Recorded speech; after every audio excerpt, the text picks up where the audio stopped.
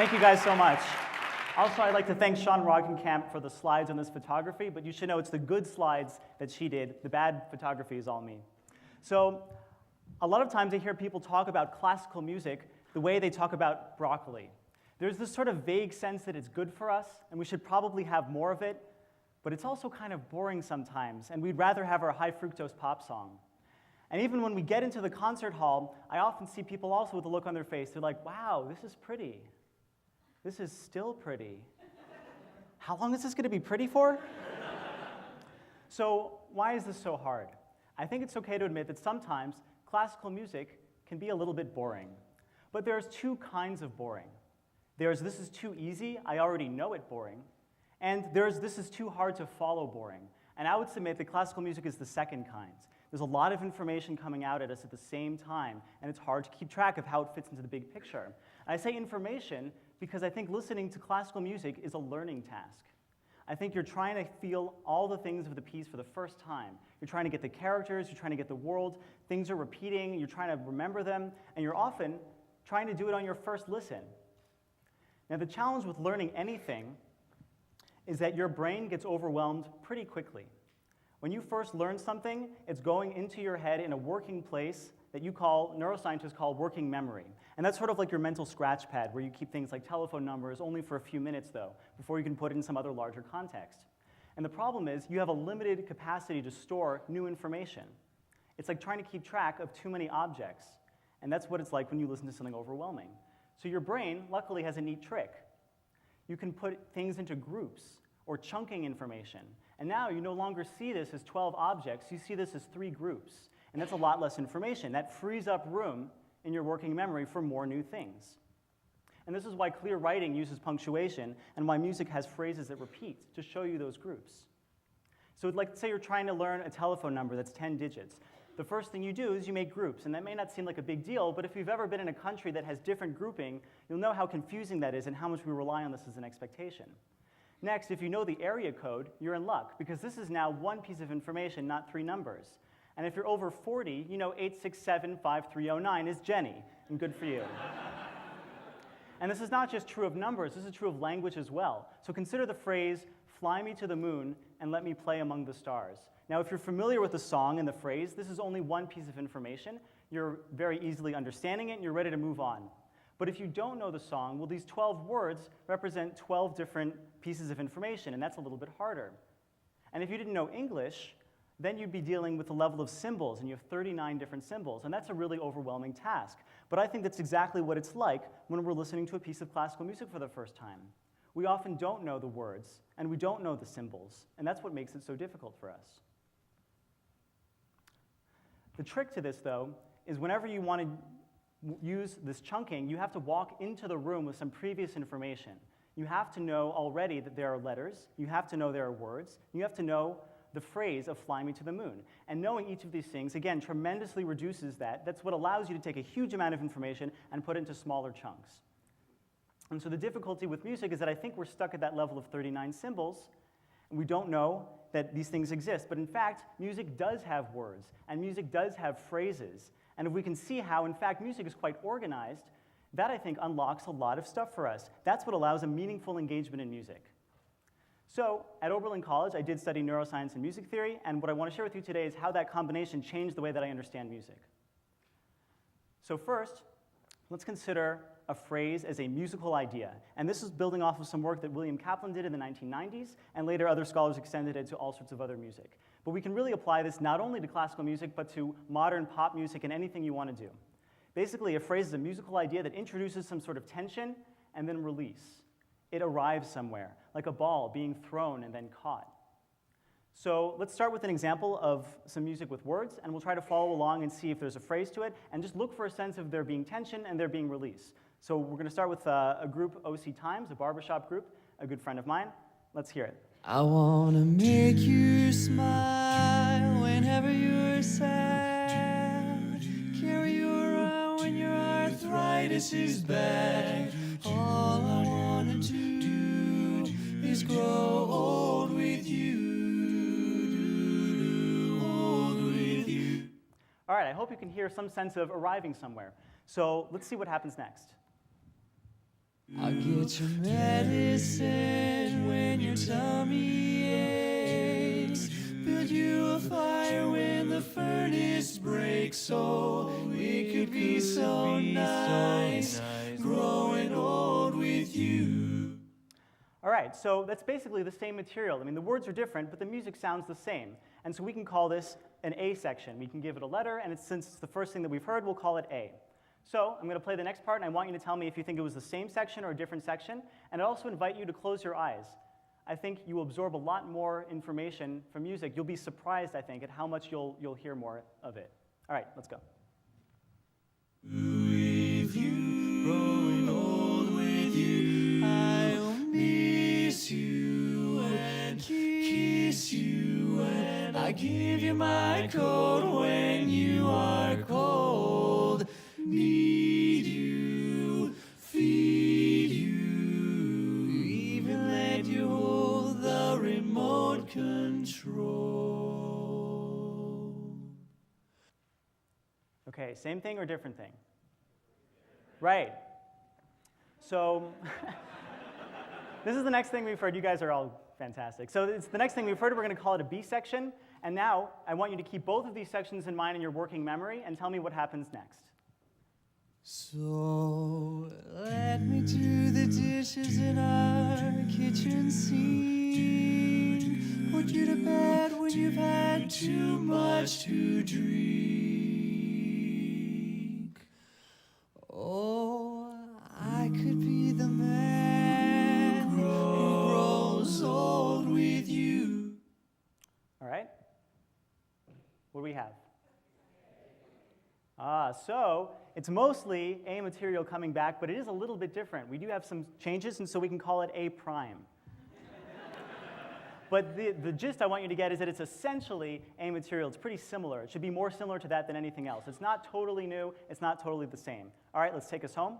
I want to grow old with you.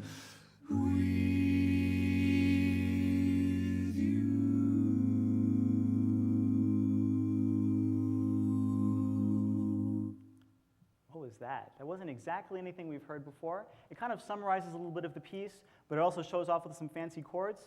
So we can call it a coda. It just means a tail. It's sort of a little bit at the end of it. So when you put this together, you see there's really a very simple overall structure. And in music theory, we call this a binary form. Binary because it has two basic parts to it. We have an idea. We showed you that again. We moved on to something else, and we came back a little bit changed. And you don't just have to have two parts. In fact, you can have three parts, and that's a classic pop song. But before that, though, we can subdivide these phrases as well, and I'm just going to highlight in red all the parts where he says all I want to do. And you can tell that it comes at the end of every A section, and the coda is just chock full of it. So like I said, we can have three sections as well. Oops. All right, so before we get to that, we're now ready for a Schubert waltz, and I would like to invite you again to close your eyes.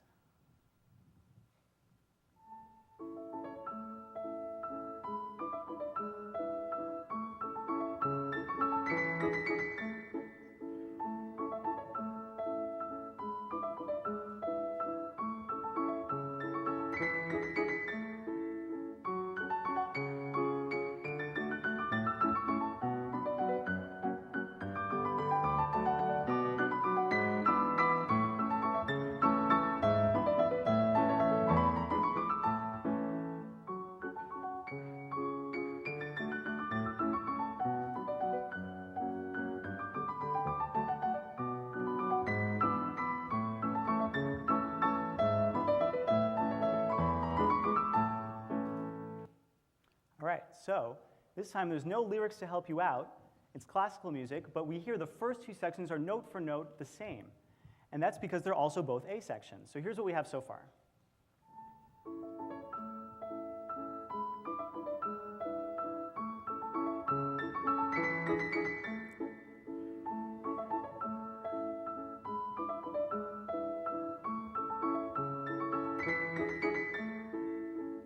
All right, and after that, it got really exciting. We had this thing that was new material, and it subdivides in itself to two little parts that are repeating.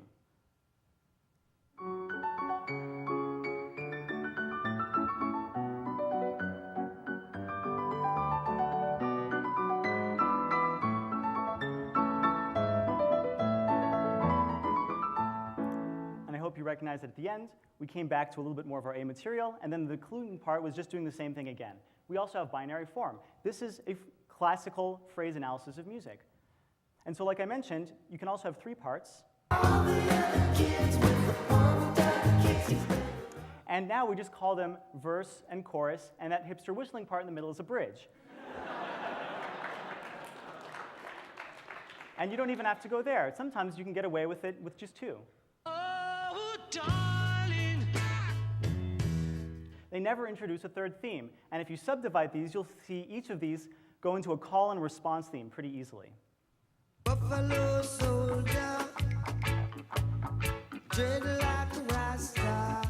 Like I said, this applies to a lot of different kinds of music. I found that reggae is a little bit more disorganized, and I won't speculate on why.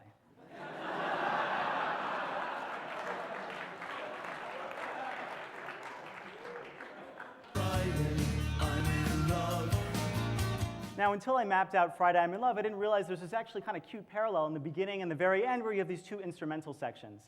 And if you're feeling really generous to the Cure, you can say this is all a little repetitive, but it's metaphorically suggestive of a bleak emotional week leading up to Friday. But I'm not really, I don't know if I'd really give them that much credit, because that's actually what they're talking about Saturday. It doesn't really fit.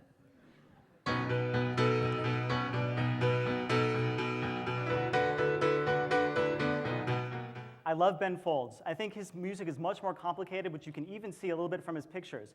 The first thing he starts you off with is 3 different sections. You can already tell just from here. You actually don't get a repeated note until about a minute into the song.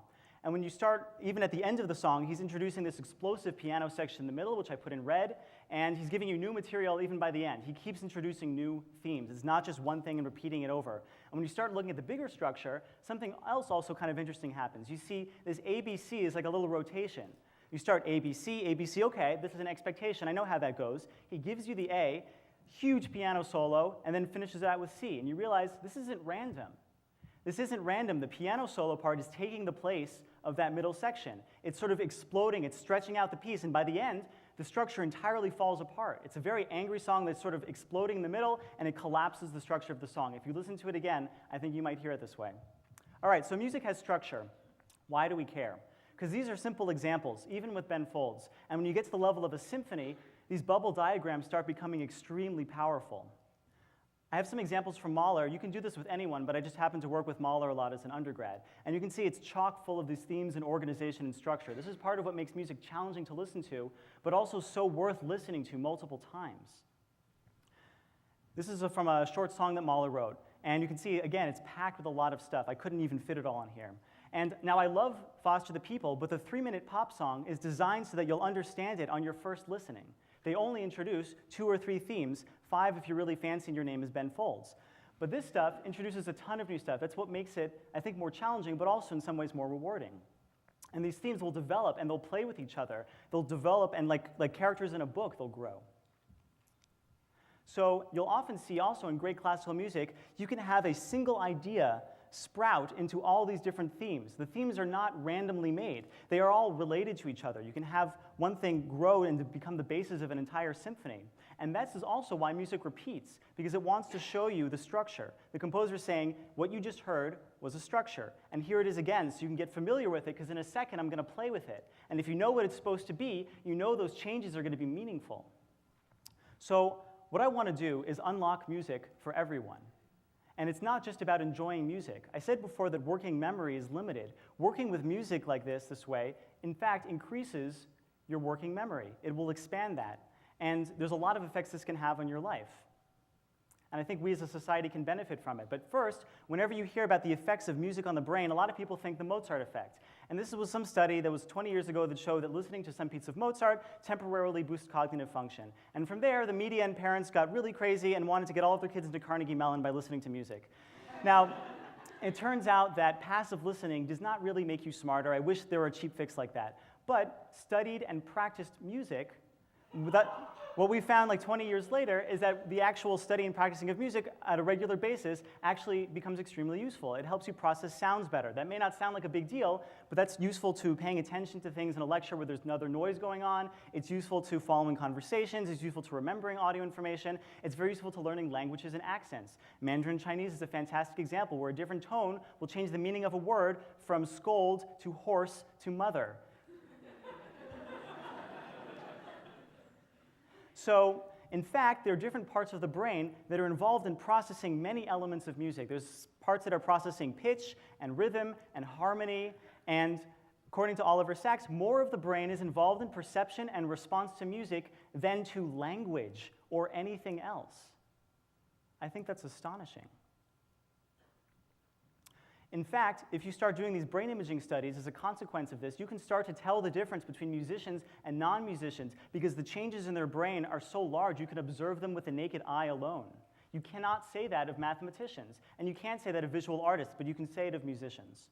And yet, public officials often treat music classes as things that are superfluous and things that can be cut. As Sir Ken Robinson observed in his TED Talk, we have in every education system of the world a hierarchy of information. We have mathematics and natural sciences on top, we have languages, and then we have the arts. So here's where I want to go with this. I think we at CMU have such a talented group of people. We have musicians, we have artists, we have programmers, we have arts managers. I think that we can build an interactive website or a place that people can come together and learn about this. They can listen to their favorite songs.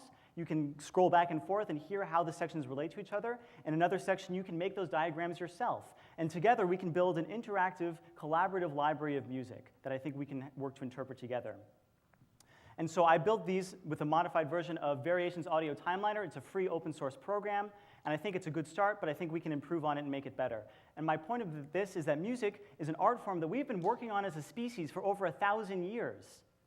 And there's a whole world out there that you can unlock, and it's a beautiful world. It's not just pretty, it's passionate, it's fiery. Beethoven's Appassionata Sonata was written as he realized that he was going deaf, and he was contemplating suicide. And in the end of the process of writing this piece, he decided to live. And so I think music can be unlocked with this sort of visualization and this sort of understanding, and I think that you will find music is a full-course meal. It's not just broccoli. Thank you very much.